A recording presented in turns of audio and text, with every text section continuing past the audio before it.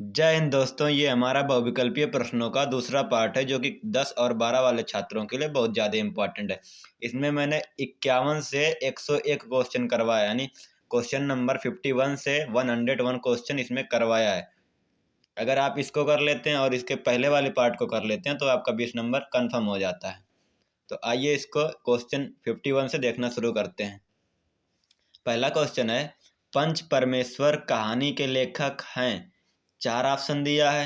आचार्य रामचंद्र शुक्ल जी हैं, या प्रेमचंद जी हैं, यशपाल या राजेंद्र यादव। तो पंच परमेश्वर कहानी के लेखक कौन है? हम सभी को पता है कि पंच परमेश्वर जो कहानी है इसके लेखक मुंशी प्रेमचंद जी हैं। तो राइट ऑप्शन होगा प्रेमचंद। अगला क्वेश्चन देखते हैं, सरस्वती पत्रिका के संपादक हैं, यानी सरस्वती पत्रिका जो है उसका संपादन किसने किया था? 4 ऑप्शन दिया है। आचार्य रामचंद्र शुक्ल, आचार्य महावीर प्रसाद द्विवेदी, आचार्य हजारी प्रसाद द्विवेदी या जयशंकर प्रसाद। तो इसका जो राइट ऑप्शन है, जो सरस्वती पत्रिका का संपादन किया था वो महावीर प्रसाद द्विवेदी जी ने किया था। अगर पूछता है बोर्ड एग्जाम में कि सरस्वती पत्रिका के प्रथम संपादक कौन है, तो आपको चूज करना रहेगा ऑप्शन में बाबू श्याम सुंदर दास, वो पहले संपादक है। बट अगर केवल यही पूछता है कि सरस्वती पत्रिका के संपादक कौन है, तो राइट ऑप्शन हमको क्या चुनना है? महावीर प्रसाद द्विवेदी, जो कि इसका संपादन इन्होंने 1903 ईस्वी से 1920 ईस्वी तक किया था। आइए अगला क्वेश्चन देखते हैं। क्वेश्चन नंबर 53 देखने वाले हैं। चिंतामणि निबंध के लेखक कौन है? कह रहा है चिंतामणि जो निबंध है इसके लेखक कौन है? 4 ऑप्शन मिला है। रामकुमार वर्मा, जयशंकर प्रसाद, आचार्य रामचंद्र शुक्ल, प्रेमचंद। तो जो इसका सही ऑप्शन है वो है आचार्य रामचंद्र शुक्ल। कह रहा चिंतामणि निबंध के लेखक कौन है? तो इसका जो राइट ऑप्शन होगा चारों में से वो है आचार्य रामचंद्र शुक्ल जी हैं। आइए अगला क्वेश्चन देखते हैं। शुक्ल युग का नामकरण किस विद्वान के नाम पर किया गया है? कह रहा जो शुक्ल युग था वो किसके नाम पर पड़ा? वंशीधर शुक्ल पहला ऑप्शन है, आचार्य रामचंद्र शुक्ल दूसरा ऑप्शन, तीसरा है बैकुंठनाथ शुक्ल और चौथा है रामचरण शुक्ल। तो जिसका राइट ऑप्शन है, जो शुक्ल युग जिसके नाम पर पड़ा वो है आचार्य रामचंद्र शुक्ल। अगला क्वेश्चन देखते हैं। भूले बिसरे चित्र के लेखक कौन है? 4 ऑप्शन मिला, भगवती चरण वर्मा, प्रेमचंद, यशपाल या निराला। तो इसका जो राइट ऑप्शन है भूले बिसरे चित्र जो है इसका राइट ऑप्शन होगा भगवती चरण वर्मा, यानी इसके लेखक कौन है? भगवती चरण वर्मा। अगला क्वेश्चन देखने वाले हैं। कलम का सिपाही जीवनी विधा की रचना के लेखक कौन है? यानी जो कलम का सिपाही है ये जीवनी विधा की रचना है और इसका लेखक का नाम पूछ रहा है। अमृत राय, गुलाब राय, मुंशी इंसाल्लाह खां या बैद्यनाथ मिश्र, यानी चारों में से कौन है? तो जो कलम का सिपाही जीवनी है इसके लेखक जो है वो अमृत राय जी हैं। आइए अगला क्वेश्चन देखते हैं। गुनाहों का देवता रचना की विधा है, यानी जो गुनाहों का देवता रचना है इसका विधा पूछ रहा है। कहानी है या उपन्यास है या नाटक है या एकांकी है? तो जो इसका राइट ऑप्शन होगा वो उपन्यास है और ये किसकी रचना है? धर्मवीर भारती जी की। आइए अगला क्वेश्चन देखने वाले हैं। कह रहा प्रसिद्ध आत्मकथा क्या भूलूं क्या याद करूं के लेखक कौन है? यानी जो आत्मकथा है क्या भूलूं क्या याद करूं इसके लेखक का नाम पूछ रहा है। 4 ऑप्शन है, हरिवंश राय बच्चन, राजेंद्र प्रसाद, पांडे बच्चन शर्मा उग्र या रामविलास शर्मा। तो क्या भूलूं क्या याद करूं आत्मकथा के लेखक कौन है? हरिवंश राय बच्चन जी हैं। अगला क्वेश्चन देखते हैं।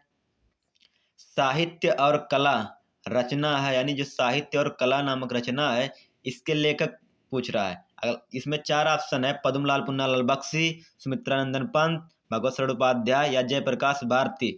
तो साहित्य और कला के जो लेखक हैं वो है भगवत शरण उपाध्याय जी। तो राइट ऑप्शन क्या होगा? भगवत शरण उपाध्याय। अगला क्वेश्चन देखते हैं।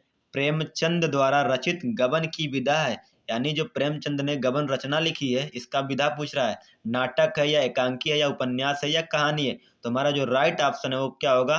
उपन्यास। क्या होगा? उपन्यास। क्योंकि मुंशी प्रेमचंद जी ने, जैसे इनका हो गया सेवा सदन, निर्मला, रंग भूमि, कर्म भूमि, गबन, गोदान, ये सभी उनके क्या हैं? प्रसिद्ध उपन्यास हैं। ठीक। क्वेश्चन नंबर 61 देखते हैं। कह रहा है इसमें शेखर एक जीवनी उपन्यास के लेखक हैं, यानी जो शेखर एक जीवनी नामक उपन्यास है इस रचना के लेखक पूछा है। कह रहा धर्मवीर भारती जी हैं या प्रेमचंद जी हैं या फणीश्वर नाथ रेणु जी हैं या अज्ञे जी हैं। तो जिसका राइट ऑप्शन है वो है अज्ञे, यानी शेखर एक जीवनी उपन्यास के लेखक कौन है? सच्चिदानंद हीरानंद वात्स्यायन, यानी अज्ञे जी हैं। अगला क्वेश्चन देखते हैं। अनंत आकाश के रचनाकार हैं। कह रहा है जो अनंत आकाश रचना है, इस रचना के लेखक कौन है? धर्मवीर भारती, जयप्रकाश भारती, जयशंकर प्रसाद, यशपाल। चारों में से जो हमारा राइट ऑप्शन है वो है जयप्रकाश भारती, यानी अनंत आकाश रचना के लेखक जयप्रकाश भारती जी हैं। अगला क्वेश्चन देखते हैं, रसमीमांसा के लेखक कौन है? चार ऑप्शन मिला है, आचार्य रामचंद्र शुक्ल, गुलाब राय, भगवत शरण उपाध्याय या जयप्रकाश भारती। जो रसमीमांसा है, इस रचना के लेखक हैं आचार्य रामचंद्र शुक्ल जी हैं। अगला क्वेश्चन देखते हैं, ध्रुव स्वामिनी नाटक के लेखक कौन है?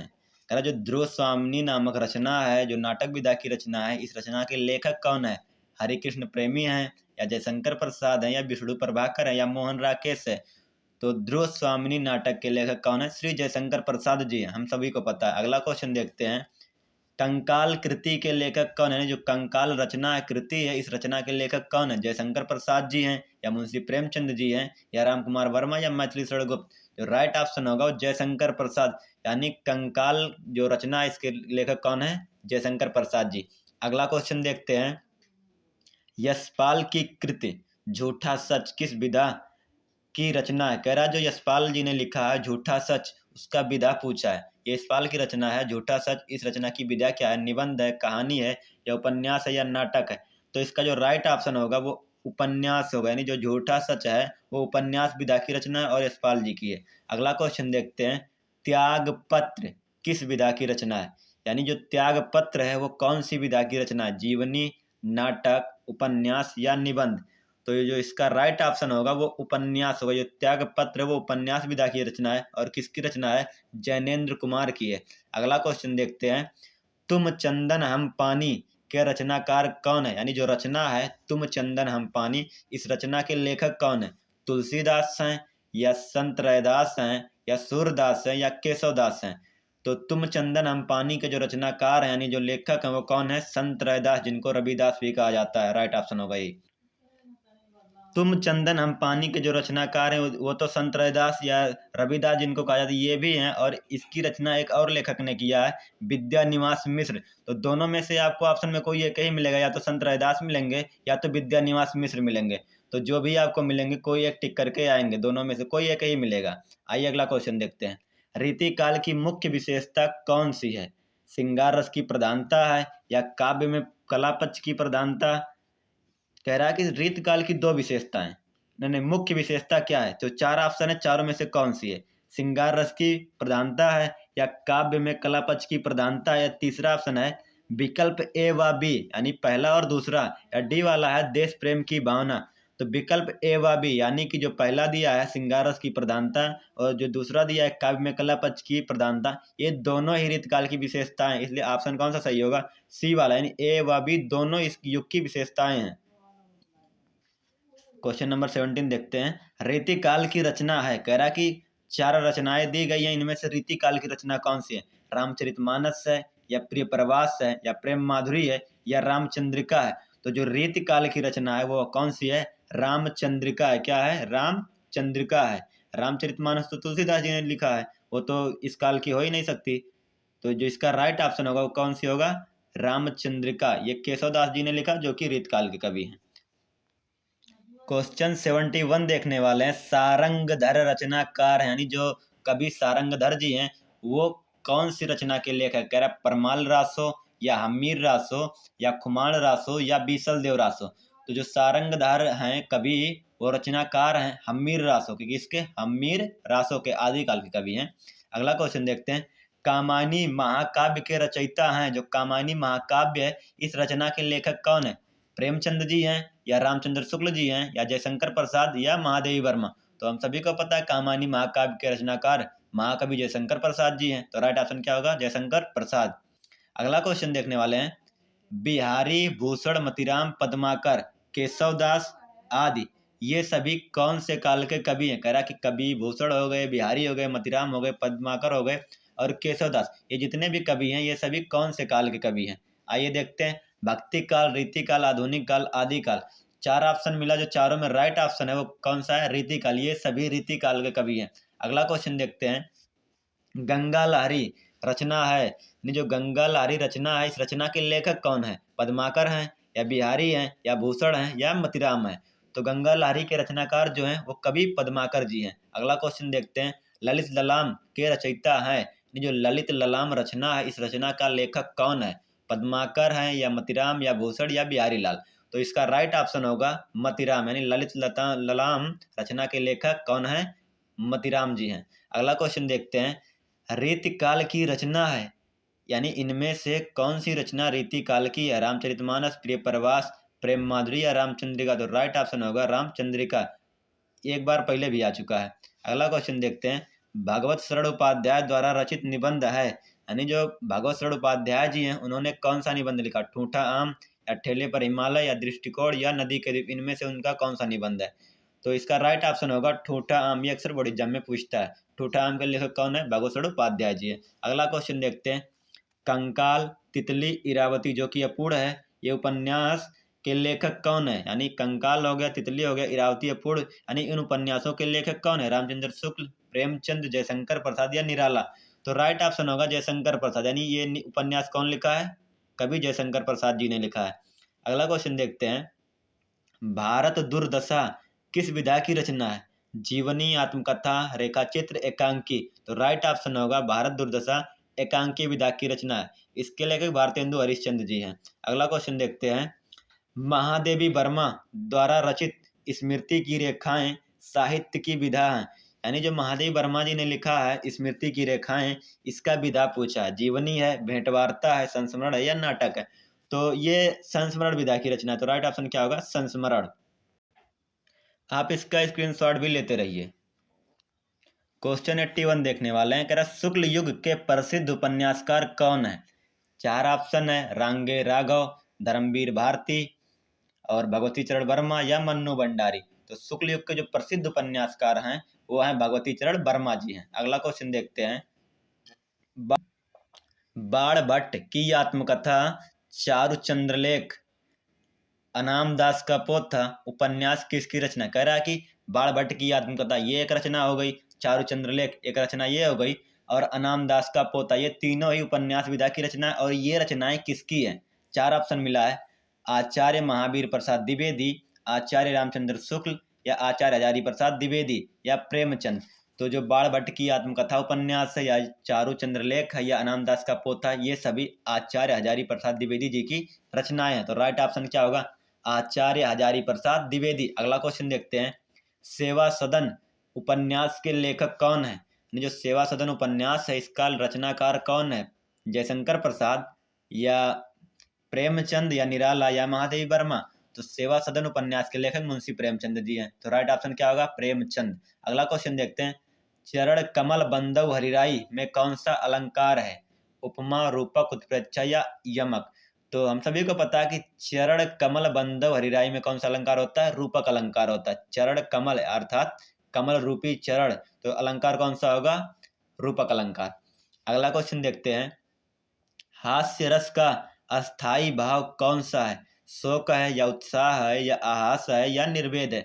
तो हास्य रस का अस्थाई भाव क्या होता है? हास होता है। शोक किसका है? करुण रस का है। वीर रस का क्या होता है? उत्साह होता है। और शांत रस का निर्वेद, और हास्य रस का हास। अगला क्वेश्चन देखते हैं, मणि खोये भुजंग सी जननी फन सा पटक रही थी शीश, अंधी आज बनाकर मुझको किया न्याय तुमने जगदीश? कह रहा है ये जो पंक्तियां, ये जो लाइनें दी गई हैं, इसमें प्रयुक्त रस कौन सा है, यानी इसमें कौन सा रस है? वीर रस है या करुण रस है या हास्य रस है या शांत रस है? तो मणि खोये भुजंग सी जननी फनसा पटक रही थी शीश, अंधी आज बना कर मुझको किया न्याय तुमने जगदीश। इसमें जो अलंकार है वो है करुण रस का। क्या? करुण रस का अलंकार। ये सरुण के माता पिता जब विलाप करते हैं तो उस समय का ये उदाहरण है। अगला क्वेश्चन देखते हैं, नाना नाना वाहन नाना वैसा बिहसे शिव समाज निज देखा, को मुखहीन विपुल मुख काहू, बिन पद कर को बहु बाहु? कह रहा है इस पंक्तियों में जो रस है उस रस का नाम लिखिए। 4 ऑप्शन में से कौन सा ऑप्शन सही होगा? करुण रस, विभत्स रस या हास्य रस या वीर रस? तो जो इन पंक्तियों में जो रस है वो है हास्य रस। कौन सा रस है? हास्य रस। यहीं कहीं पर बिखर गई वह भग्न विजय माला सी, उपयुक्त पंक्तियों में कौन सा अलंकार है? यानी कह रहा है जो यहीं कहीं पर बिखर गई वह भग्न विजय माला से, इसमें अलंकार पूछा है। उपमा, रूपक, उत्प्रेक्षा या अनुप्रास, कौन सा अलंकार है? तो उपमा अलंकार है। कौन सा अलंकार है? उपमा अलंकार है। अगला क्वेश्चन देखते हैं, पीपर पात सरिस मंडोला में कौन सा अलंकार है? अनुप्रास, उत्प्रेक्षा, रूपक या उपमा? तो इसमें अलंकार है उपमा अलंकार। कौन सा अलंकार है? उपमा अलंकार है। अगला क्वेश्चन देखते हैं, सोहत ओढ़े पीत पट श्याम सलोने गात, मनो नीलमणि शैल पर आत प्रयोग प्रभात, इसमें पूछा है कि कौन सा अलंकार है? उपमा, रूपक, उत्प्रेक्षा या यमक? तो इसमें जो अलंकार है वो होगा उत्प्रेक्षा अलंकार, क्योंकि जहां पर मन मानो या जानो आता है उधर कौन सा अलंकार होता है? उत्प्रेक्षा अलंकार। इधर आ गया है तो इसमें कौन सा अलंकार होगा? उत्प्रेक्षा अलंकार। क्वेश्चन 91 देखते हैं, सुन केवट के बैन प्रेम लपेटे अटपट, विषे करुणा ऐन चितई जान की लखन तनु, कह रहा इसमें कौन सा छंद है? रोला, सोरठा, दोहा, चौपाई? इसमें जो छंद है वो है सोरठा छंद, क्योंकि ये दोहे का उल्टा होता है। अगला क्वेश्चन देखते हैं, लिख कर लोहित लेख डूब गया दिनमणि आहा, व्योम सिंधु सख देख बुध बुध दे रहा, इन पंक्तियों में के पहले और तीसरे चरण में मात्राएं, यानी जो ये पंक्तियां इसमें कह रहा है कि पहले और तीसरे चरण में कितनी मात्राएं हैं? तो जो पहला और जो इसका तीसरा चरण है इसमें आप काउंट कर सकते हैं, 11-11 मात्राएं हैं। अगला क्वेश्चन देखते हैं, कह रहा नवरत्न में कौन सा समास है? यानी जो नवरत्न समास है वर्ड है इसमें कह रहा है समास कौन सा है? द्वंद्व है, द्विगु है या क्रमधारय है या बहुब्रीहि है? तो जो नवरत्न जो पूछा है इसमें जो समास होगा वो है द्विगु समास। क्यों? क्योंकि ये संख्यावाची है, यानी नवरत्नों का समूह। अगला क्वेश्चन देखते हैं, जल थल में कौन सा समास है? यानी जो जल थल है इसमें समास पूछ रहा है, द्विगु, द्वंद्व, बहुब्रीहि या क्रमधारय? तो इसमें जो समास होगा वो होगा द्वंद्व समास, यानी जल और थल। अगला क्वेश्चन देखते हैं, पाप पुण्य में कौन सा समास है? कर्मधारय, तत्पुरुष, द्वंद्व या द्विगु?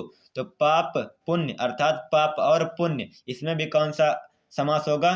द्वंद्व समास। कौन सा होगा? द्वंद्व समास।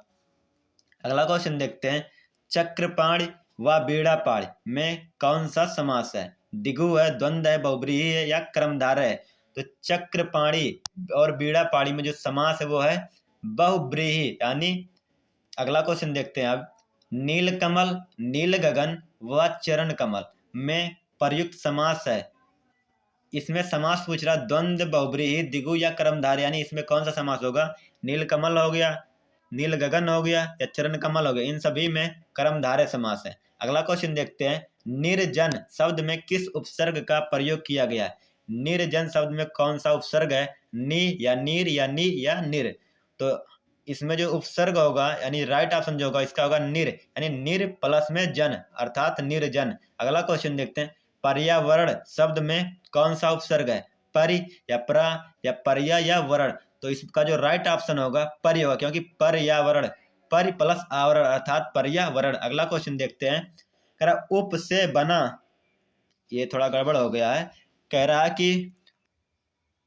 रहा उप उपसर्ग से बना शब्द नहीं है। कौन सा शब्द उप उपसर्ग से नहीं बना? उपदेश, ऊपर, उपनाम, उपवन, ये सभी शब्द उप उपसर्ग से बने हैं केवल ऊपर वाले को छोड़कर। तो राइट ऑप्शन होगा ऊपर। अगला क्वेश्चन देखते हैं, अनुचर व अनुग्रह शब्द में कौन सा उपसर्ग है? अन, अनु, अ या बड़ा आ? तो जो इसका राइट ऑप्शन होगा वो अनु होगा, यानी अनुचर और अनुग्रह में कौन सा उपसर्ग है? अनु उपसर्ग है। आप इसका स्क्रीनशॉट भी ले सकते हैं। आशा करता हूँ कि आपको समझ में आया होगा। ये सभी काफ़ी इंपॉर्टेंट क्वेश्चन है तो आप इसको तैयार कर लेंगे। जय हिंद।